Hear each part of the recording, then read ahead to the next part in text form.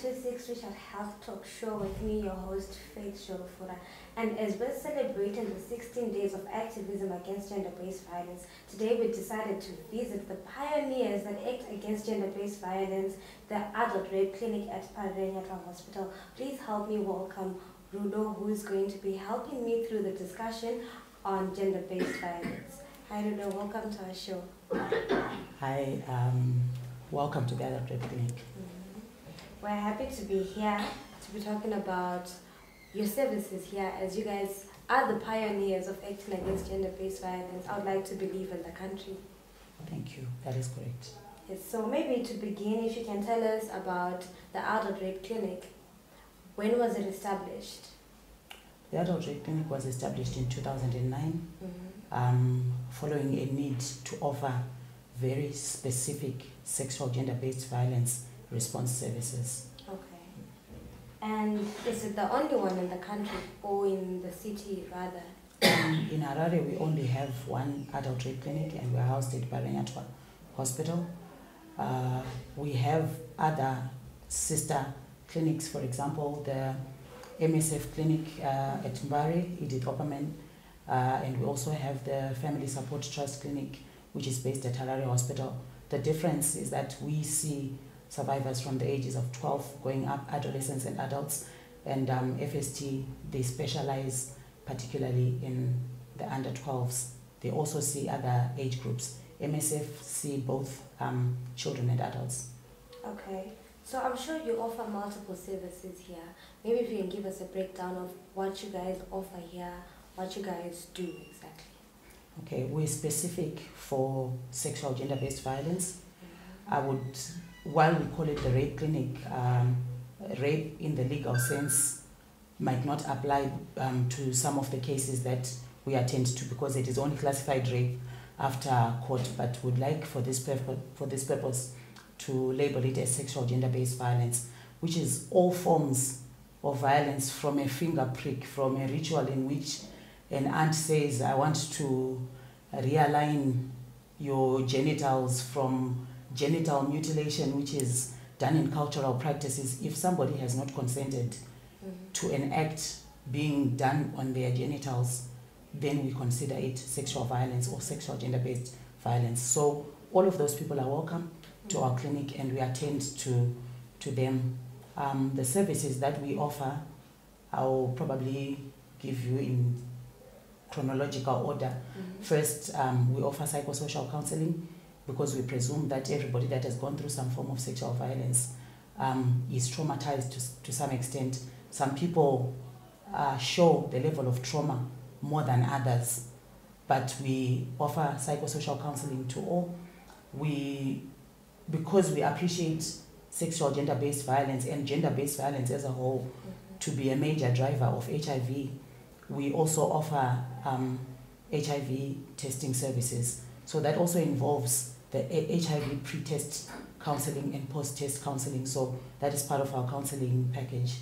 We also do physical medical examinations to exclude or isolate injuries. Sometimes somebody has been raped as well as beaten or pulled along the tarred road, etc. They may have non-genital injuries as well as genital injuries. So when we do our full medical examination, we want to try and isolate those that we can handle, those that need referral sometimes to specialists, and they are readily available within Referral Hospital, hence we are strategically placed.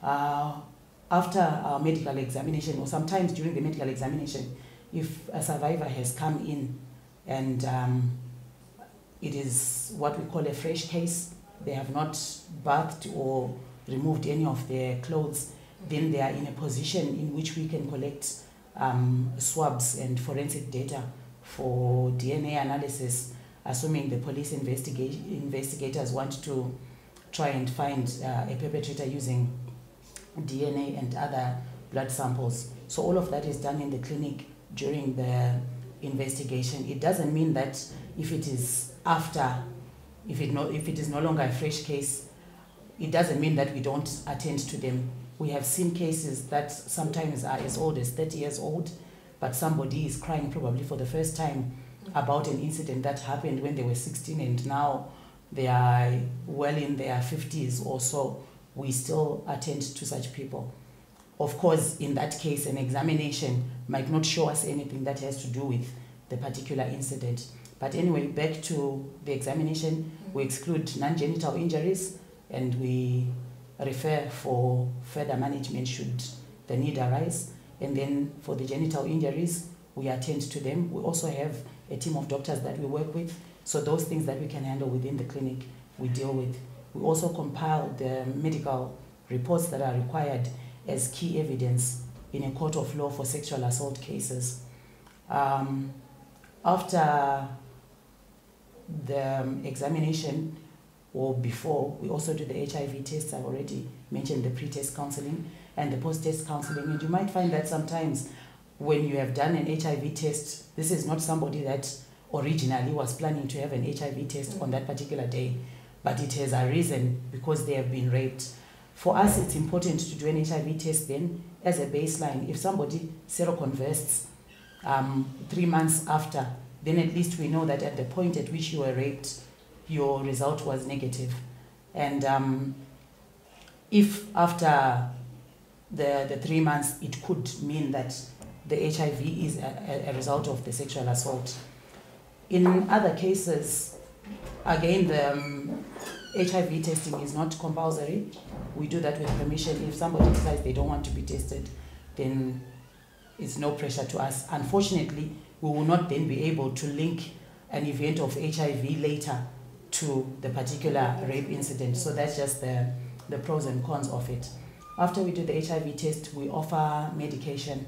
The medication that we offer in the clinic for somebody that is HIV negative and that is reported within 72 hours, we give them post-exposure prophylaxis. This is a combination of antiretroviral drugs that are given specifically to try and prevent, I like to call it bombard, to bombard the virus that is wandering about in somebody's bloodstream looking for an opportunity to bond with your DNA, replicate, etc. If it is within 72 hours, there is a very high possibility that we can prevent HIV from bonding or from taking root in one's system. And that medication has to then be taken for a consecutive 28 days at the same time every day. We also give emergency contraception, that is if it is within 5 days of the sexual violence act being perpetrated. That is fairly straightforward. Again, we do investigations, baseline pregnancy tests so that we ensure that you were not already pregnant. We also give prophylaxis from sexually transmitted infections. We do not wait for somebody to start manifesting signs of a sexually transmitted infection. Instead, we assume that if somebody is of that rape mentality, you are probably not the only one, you're probably not the first one. And they are probably somebody with fairly loose sexual habits. And the likelihood for that person to have a circulating sexually transmitted infection is quite high. So we try to avert the risk of you contracting, of the survivor contracting sexually transmitted infections by giving that combination of drugs immediately when we see them. And this is for a case that is fresh or for a case that is up to 2 years old, because some sexually transmitted infections can remain dormant in the system for up to 2 years, for example, chlamydia. We also, I've spoken about the forensic evidence collection. We offer follow-up care. When we have seen the survivor for the first time, it's not enough. Some people are stronger than others, and one typically walks in and starts crying by the moment they see that they've arrived at the place of help. Some people remain aloof and expressionless, and you have to poke around to get them to even express themselves on what's happening. With some people, they just show other emotions that you cannot pin. If you were to be judgmental, you might think that they are thinking nothing of the event. But when you sit down and you go through counseling, certain emotions through our counseling skills start to surface, and other cases, or what we call stressors, start to surface that lead to the next point and to the next point. So you find that sometimes you have a counseling session that can last as long as two to 3 hours, depending on each individual case. We also offer counseling to the support system. You might find that if it is an adolescent, they could come in with the parents or with the sisters, the brothers. We have cases in which people come in with a truckload of concerned relatives. So we try to make sure that our focus is on the survivor. And then at the same time, through the survivor, we find out how they want us to relate to their supports and the people that have brought them to the clinic. So you might find if it's an adolescent, the mother wants to know exactly what we have found or what is going on. With permission from the survivor, we disclose according to how much they're comfortable with us disclosing. But at the same time, we offer counseling to the support systems so that when they go home, they are able to offer all the adequate psychosocial support that the survivor requires. Okay, that was a mouthful. Okay, so how often do you get survivors come through at your clinic? Every day. Every day? Yes, we have new cases that are coming in on a daily basis, and like I said, it's over 12 years and above, and it includes males and females as well. Then most of the cases, the male cases that we see in our clinic have had sexual violence perpetrated upon them by female perpetrators. Okay, maybe if we can just get into the male survivors. It's rare, to find, well, I don't know, maybe if I should say it's rare, but it's 1 or 2 cases where we hear about men being sexually violated, but you're saying you receive these survivors quite often. Maybe if you can tell us the cases, what are male survivors come through with those problems? All right. In terms of frequency, at worst 2 in a week in most months, and then there are times when there seems to be an outbreak. Yes, when you can in 1 week just have a male survivor come in 1 every day or 2 in a day. And in some of those cases, you might find that it's the exact same modus operandi of the perpetrator. Sometimes each of the males that are coming in are reporting of 3 women with similar descriptions from the ones that the last survivor was talking about. So we tend to believe that there could be a pattern and there could be a syndicate of women. The cars that they normally use are in the same range. If they are moving around in small vehicles, them shika types, it will be more or less for that week. All the male survivors are reporting of a small vehicle with tinted windows.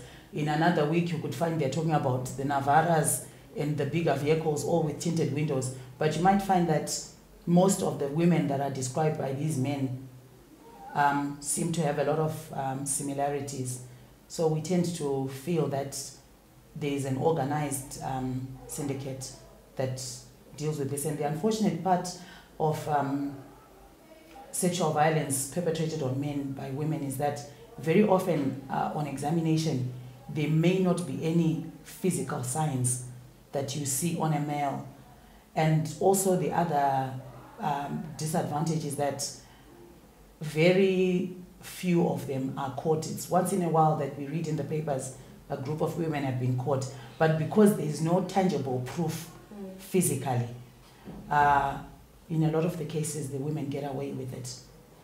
But it is happening, and we feel that the awareness levels are very low. And we also feel that men, maybe due to pride, because rape is very embarrassing. In males, they call it aggravated indecent assault. But it's a very embarrassing thing. So they are not as forthcoming as women would be. So we feel that the ones that we see here are a mere fraction of the men that are being violated out there. But in terms of the volume of trauma that they experience psychologically, I would like to say from my experience, men are more traumatized than women when it happens to them. Okay. So considering that you have both females and males coming through to the clinic and pouring out to you guys, how private is this? Okay, our services are highly confidential, highly confidential. information is shared amongst us as counselors. For instance, we try to make sure that the counselor that has seen client X the first time is the same counselor that continues to see client X right through to their discharge, anytime from 3 to 6 months or even beyond. But because we multitask, we have various other jobs and leave and things like that, we make sure that when we do our briefing and debriefing sessions in the clinic, we are well aware of any particular cases that need attention.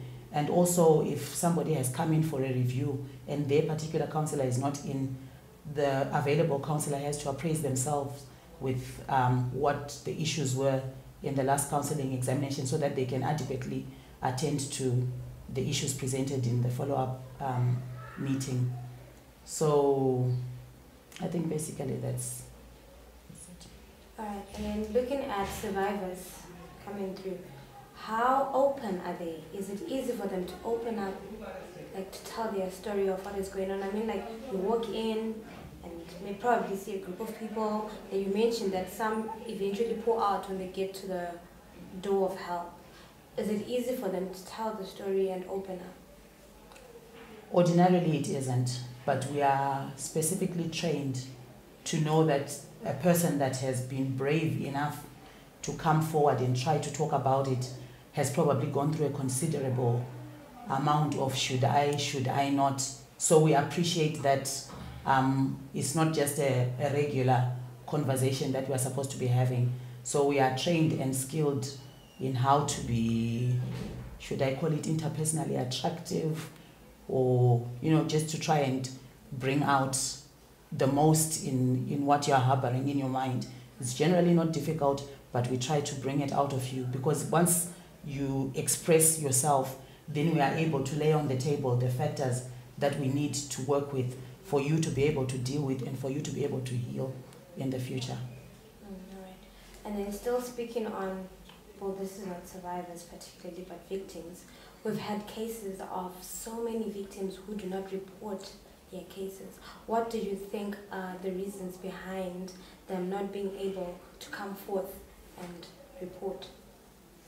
From our SNAP surveys, rape is, we are talking about sex. And already sex globally is not an easy subject to talk about. And then unplanned and unconsented sex, it makes it even more difficult. And then there are circumstances around each and every particular rape event or sexual violence event.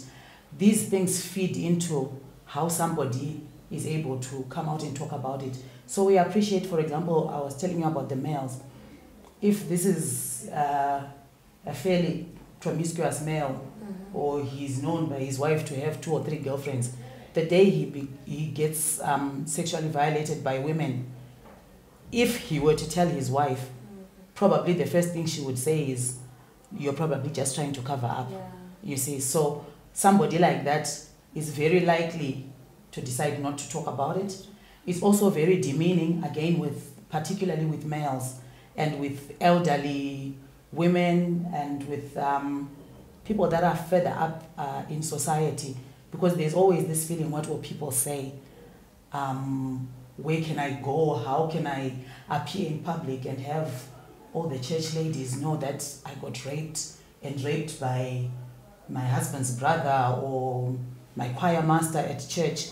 There are issues like that. People don't want to hang out their dirty linen, so to speak. So there's that mentality.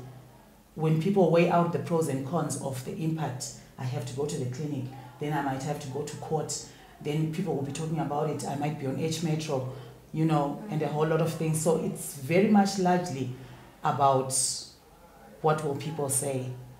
Will I be able to have my dignity protected? And none of those things are guaranteed. So I feel that a lot of the people will stay at home. If, for instance, it's an adolescent that had left home purporting to be going to the library, and then they end up meeting with a boyfriend, and one thing led to another, they kissed, didn't agree to have sex, the boyfriend rapes the girl, or the girl gets intoxicated. How does she come back home and then say, oh, by the way, I got raped when I'd gone to the library? when people start digging about this issue, they discover that maybe she was in the wrong place at the wrong time. So somebody like that might prefer to keep quiet. With married women, again, the perception of another man having slept with my wife from the male side of it will inform a woman differently. When you talk to them here and ask, are you going to tell your husband about this? She might say yes, but she will go home, assess based on his character. Some men will say it's fine, and then he'll go and tell his sister and his other brother, and then they'll say, but your wife, she's always wearing makeup and tights. Are you really, really sure? So when there's a whole lot of dynamism around everybody else's perception of rape, and that feeds into a victim's mind, and when they weigh out the options, they may decide, no, in the long run, I think I'm happier dealing with this internally than telling the next person or even going to police or to the clinic. Interesting. Okay, and then the cases you rectify here, are they only sexual cases? Do you look at other things, maybe like physical violence? Physical gender-based violence. Yes, physical gender-based. We're specifically a sexual gender-based clinic. We do have people that come in as a result of other forms of gender-based violence, intimate partner violence, for instance. And you'll find that if a woman is beaten by her husband and then raped, if there is no consent, then it is rape. Okay? So if that happens, you find that ordinarily a woman would want to elevate more the physical beatings and things and minimize the sexual part of the violence. But if there is any form of sexual violence involved in any act of gender-based violence, they must come to the clinic and we will deal with them and assist them through the trauma accordingly. But you will find that even if they come and it's a case of gender-based violence and there is no sexual violence involved, we are still able to refer them to the next port of call. We have a very wide referral network. I think Memory was speaking to you about. We work with Zwala, we work with Musasa, we work with Wilsa, Women's Action Group, Childline, we work with the ZRP, VFU, we work with a whole lot of organizations that are able to feed into the particular aspects of gender-based violence. So what we try to do is, because we understand the sensitive nature that is involved with somebody coming to talk about it, where possible, we would like to escort or hand over this survivor, gender-based violence survivor, drop them off at Musasa or liaise with Musasa to come and pick them up so that they don't change their mind about disclosure if they were to go on their own, for instance, especially if they come in without a particular support system. So where we can, we take them to the next place, we hand over and we follow up at the referral center to ensure that they've received adequate help, and we get feedback from that. That is how we work within our referral network. All right. Okay, then maybe if we can talk about HIV being the major driver of gender-based violence. Okay, well, I had already mentioned that. Yes, and a lot of it is also has a lot to do with the intimate partner violence. And intimate partner violence is a couple, boyfriend, girlfriend, live-in, etc. Society is taking time to adapt to the fact that there may be no consent. And where there is no consent, you know, it should be taken at face value. No consent equals rape. When you dig into the issues behind intimate partner violence, maybe the party that is refusing to have sex with the other party is accusing the partner of probably being promiscuous, or has reason to believe that this one is already HIV positive and they are trying to prevent transmission of HIV. Or they could be couples that are with both parties that are already HIV positive.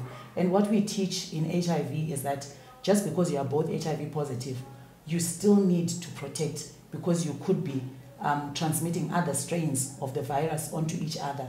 So you find that once you have given, because more women come to the clinics and general hospitals for these teachings, and less men do that. So when a woman has gained that understanding, she tries to go and instill that understanding to her husband at home. And the next thing he's saying, I paid lobola for you, so you don't order me to use a condom and etc. Before you know it, there's beatings. Before you know it, there's rape. We've had instances where a husband then says, okay, let's have anal rape, and the wife is not consenting to that. Sometimes they are forced to have oral sex and things like that. So it becomes then a driver, a very specific driver of HIV. You also find that we have instances of where one party is HIV positive and has not disclosed to the other party. You find in industry, for example, there are a lot of wellness days in particular companies, and the men working in industry are exposed to wellness days. Wellness days, you get somebody coming to do the voluntary HIV and testing. So if, for example, a man gets tests positive and decides not to tell his wife, and they go on for the next 3 years with the wife not knowing about this man's status, and by the time she discovers that maybe she's pregnant 2 years down the line and it's picked up at a clinic and she can't explain it, it also causes a lot of gender-based violence, and is now backtracking to one of the parties having kept quiet about their discovered status. So again, we find that there's a lot of relationship between that gender-based violence and sexual violence and HIV. All right. Moving on, we can talk about drug-facilitated sexual assault. What really goes on with this sexual assault? All right, thank you. I would like to call that the new kid on the block, so to speak, especially in schools and tertiary institutes. It's very sad when universities open, they normally have their orientation days, and they invite us together with other organizations to come and give a talk about incidences of sexual violence and HIV, etc., etc. But it's sad that people only start thinking about this talk after it has already happened. So it is a huge plea to everyone out there. There are schools that are peddling drugs. There are ganja cakes. There are muffins. There are drinks, spiked drinks. We are in party season. We have sporting activities. You know, from something which might seem very innocent, yeah, like a huge sporting event at school X, where you've got 20 schools coming together for a huge rugby festival, for instance. While all of this is happening and there's a lot of hype and fanfare all around the place and excitement, and sometimes even the parents are physically there, but nobody goes to check what's going on in the cars that are parked way away from the sports field. Nobody checks what happens at the after party. Adolescents especially are being exposed. It has gone to the extent of, we have cases that are reported. We don't know if they were verified by police, but when people come here, we take what they say at face value. That's a fruit as simple as an orange can be injected with the date rape drug. And after having had your orange, because this date rape drug is odorless and it's colorless, you start feeling tipsy. And the person that has intoxicated you is well in the know and knows when to get you at a vulnerable point. Hi, baby, can you just escort me to my car? No, let's just go to that stand over there and see item X. Let me go and show you something. They already know that within minutes you're going to be down and out. It's also highly responsible for gang rapes and things like that. In tertiary institutes, there's a very high level of stress, especially towards exam time. They tend to take a lot of Dragon and whatever. Yes, just to stay awake and stay alert. But in essence, the body is physically tired and is being forced by other forms of drugs, you know, to stay awake and stay alert. And the stress levels are generally very high.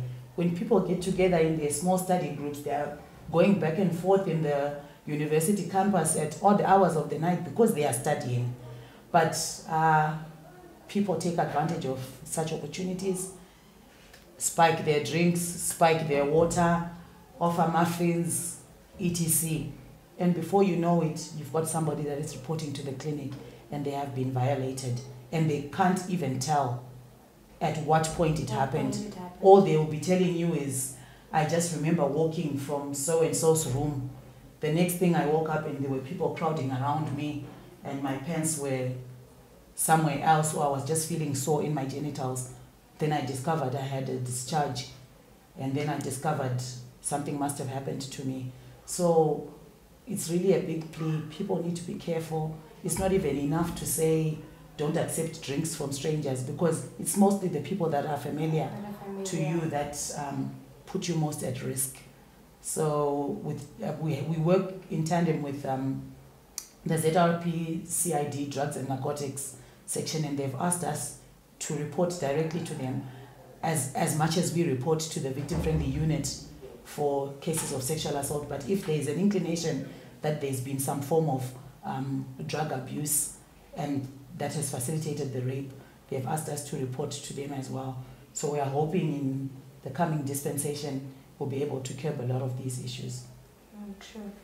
And yeah, kids at high schools and tertiary education are really going through this abuse of being spiked and the drugs, and sometimes it's pressure, peer pressure in my drugs. And sometimes they want to experiment. They've heard about this and they just want to feel it. But unfortunately, once the feeling takes over, you don't have any control of what is being done to you. So no experiments. Okay, and then maybe if we can talk about maybe abuse at home, abuse at school, abuse at work, and religious sects. We have abuse going through at these different levels, like maybe the types and what usually happens in these setups. All right, I'll just give you snippets of various scenarios that we have attended to. Before, we would say apostolic sects and all people are coming and the Baba is saying, I'm going to remove something from you, etc., etc. It's amazing the level of ignorance that is in people. You have somebody that is being told, I'm going to use this bottle over your tummy to do a scan and see why you are not getting married. You are 37 years old and the spirit has shown me that there's something happening. So I'll use this bottle, they rub it over your tummy. After 3 or 4 repeat visits to the prophet, he then says, I found a breakthrough. I'm supposed to inject something through your vagina, then something will come out tonight. Then the first boy that says hi to you tomorrow will be your husband. And people believe that sort of stuff. 2 days down the line, this person is so comfortable and confident in Baba that they somehow let their guard down and end up being raped. And it's only after they've been raped that they snap and start looking at all the other things that were being said, and they'll be saying, it doesn't make sense. This doesn't make sense. But while it's not making sense, they don't get to see where it's going. So it's not just with the apostolic sects. Now I'm Pentecostal. It's happening even in Pentecostalism. It's happening even in the mainline churches.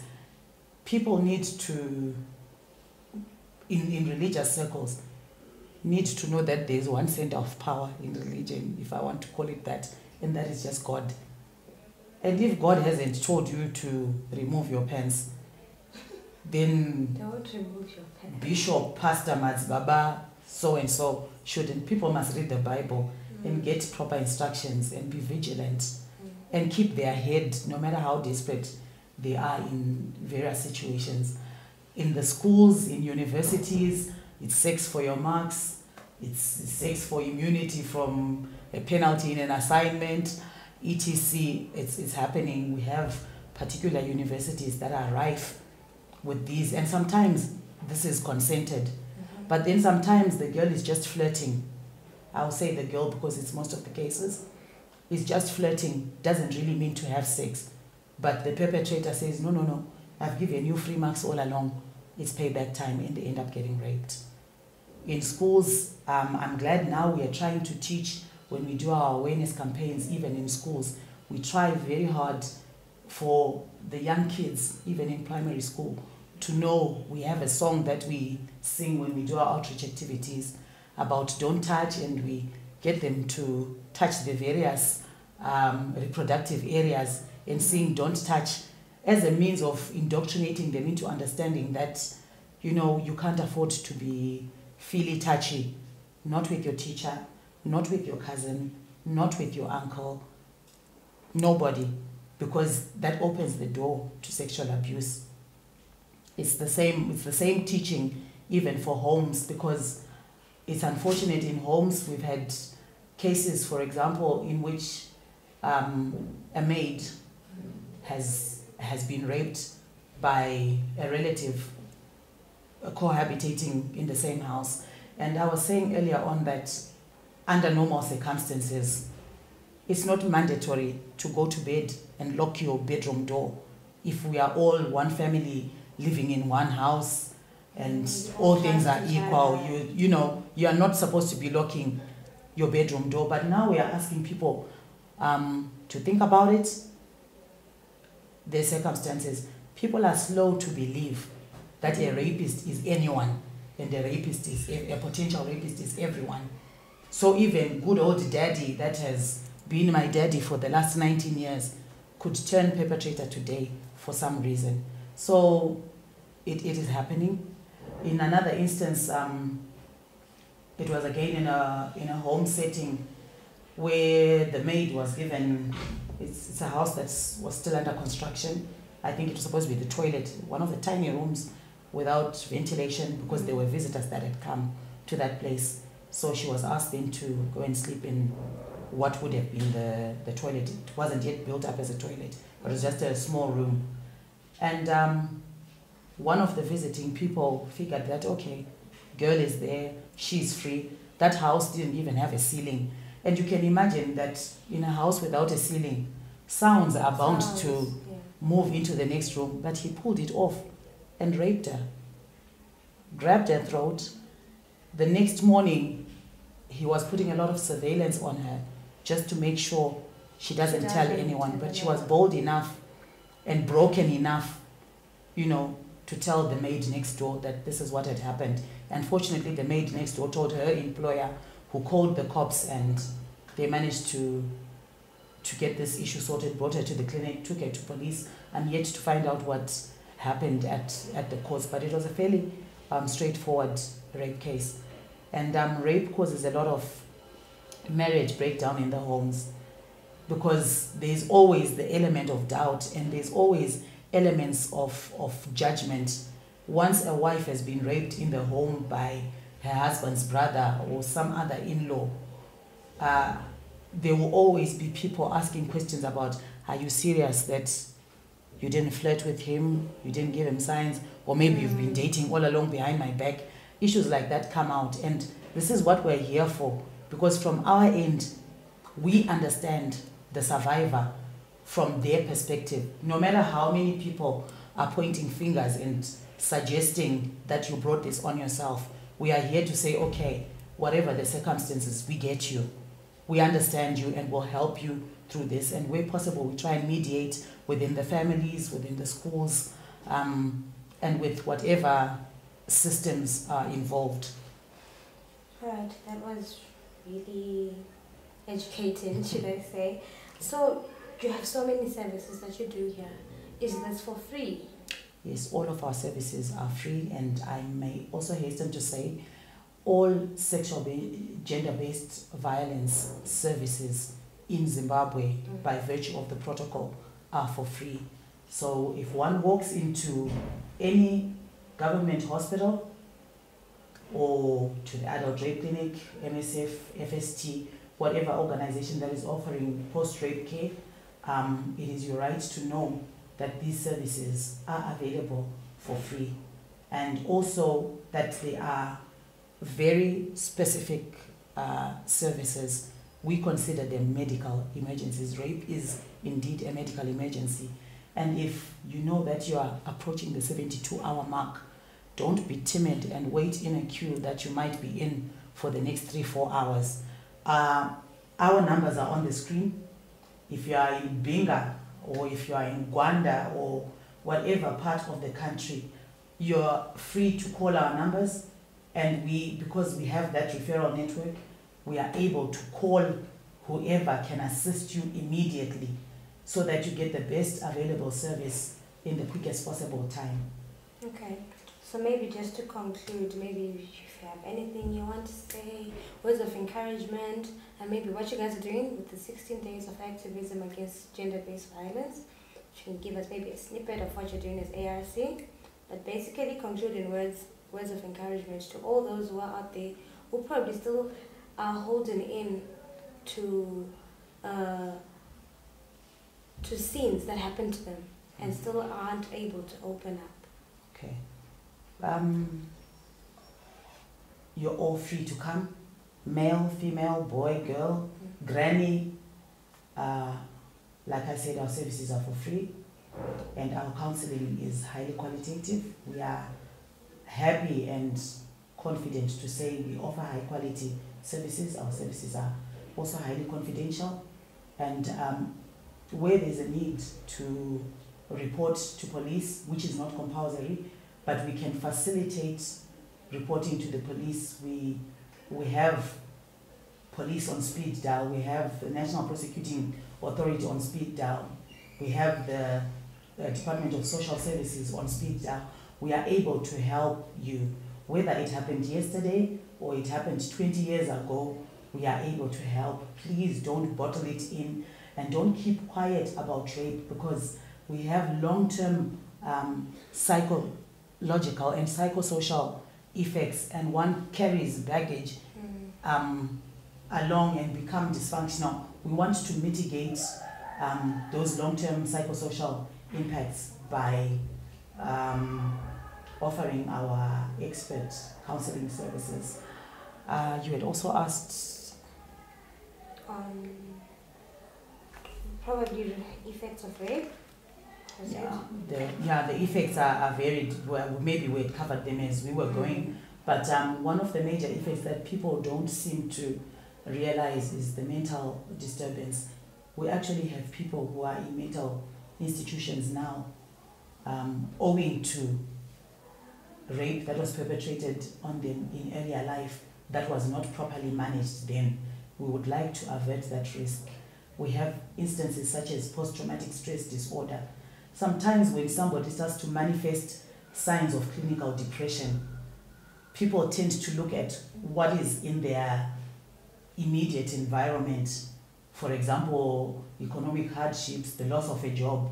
But when we sit down and we talk to these people and you keep digging deeper, you might find that a lot of what is happening in their life today, they blame on a rape that was perpetrated on them in their life, and they are saying, I ended up taking this path in life, or I ended up being in that institute or in that school or in that job because of rape that happened when I was 14, 15, etc. So we are saying immediately when it happens, try to talk about it, call somebody, call us, call Childline, call any of the toll-free numbers, Musasa, Childline, call us on our numbers 2918-266. Call the Parenya Twa Hospital, ask for our extension. Just talk to somebody and tell someone. I always encourage our survivors, because we have support group meetings for people that we have seen over some time. We get them together in a bunch and try to get them to share their experiences. So through these support groups, there's a lot of networking that is going on, when we try to encourage people to keep talking about rape. When it's gossip time at a funeral, for instance, instead of talking about the late, let's gossip and say, guys, are you aware of what to do if rape were to occur?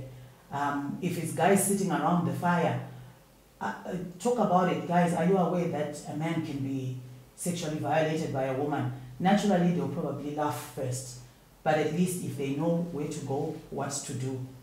So, because some of the effects, marriages break up because a man feels guilty about potentially infecting his wife, even though he's not sure if he himself is infected, but they begin to hold off and relationships become marred. If it's in a family, you might find that sometimes families tend to try to cover up a rape.